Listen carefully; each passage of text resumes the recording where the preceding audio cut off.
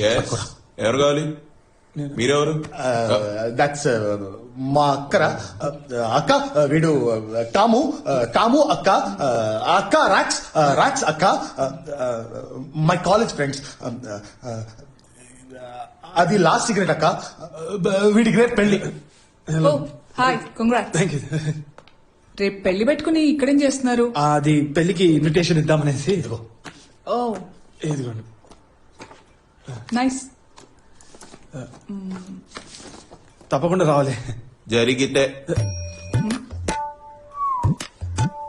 Show తప్పకుండా వస్తాను.